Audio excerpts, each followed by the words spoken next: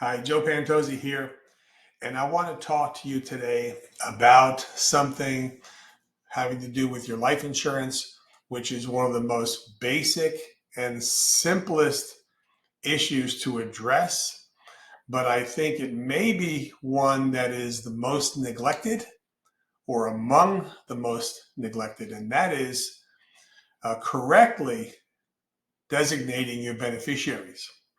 Now, I come across a lot of issues, a lot of questions, and a lot of missteps that people commit, and I'll go through a couple of them in this section, and we'll do this in a couple of different sessions. So, number one, I have clients and prospective clients who believe that they can name their minor children as beneficiaries. Now, it may be that an insurance company will allow you to name a minor as a beneficiary. However, when it comes time for the insurance company to pay out, that company will not write a check to a minor. And I think you already know that because minors can't participate in legal transactions or contracts. Therefore, the insurance company would be stuck with the money.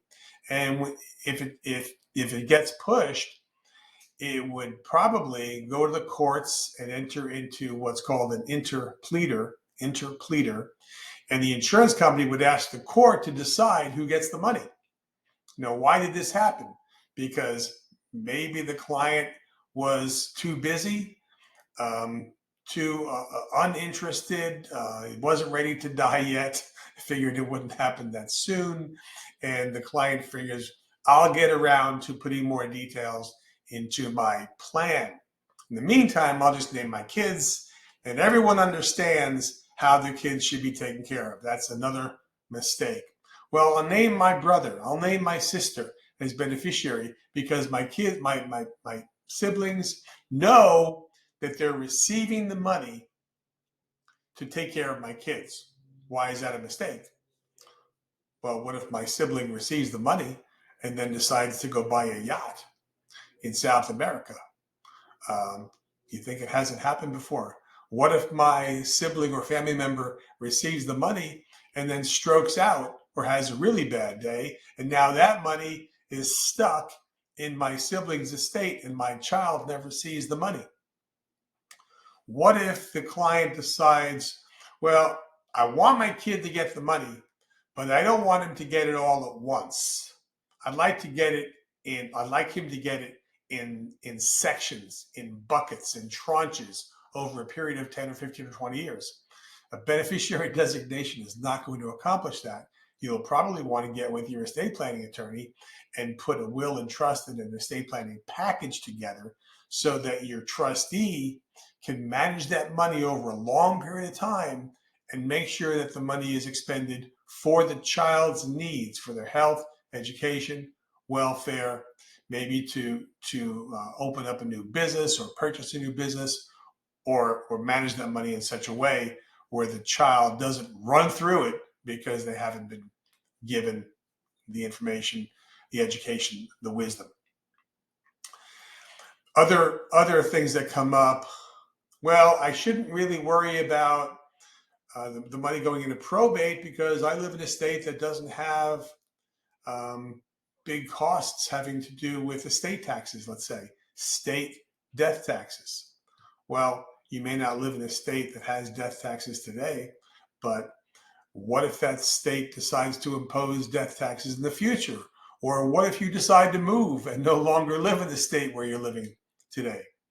So these are all things that can be addressed with a fairly simple and direct estate plan, but you can cause a huge problem by having large sums of money go into your beneficiary directly and not have that beneficiary have the age of majority or not have that beneficiary have the maturity to manage that money so that it lasts their lifetime, if that's your intention. And I probably said this a couple of different ways. A beneficiary designation is not a substitute for a properly drawn will and trust and estate planning package. the different types of assets that you can have: a checking account, a savings account, a mutual fund, an IRA, 401k, a piece of property, your residence. They all pass through two or different types of means. One asset passes by contract. One asset passes by title. An asset can pass by probate. But why would you want to have your estate pay 5% or more in probate fees and court costs if you didn't have to? So when you look back at the totality of it, you might say, actually, a properly laid out estate plan is probably one of the least expensive things that I can do. So we'll continue this on in part two, and hope you have a great day. Hope you think about some of these things and how they apply to you. And maybe it's time to dust off your program, your financial profile, your wills, your trusts, your annuities, your insurance, and make sure that they're actually programmed to work together. And if they're not, we can help you with that.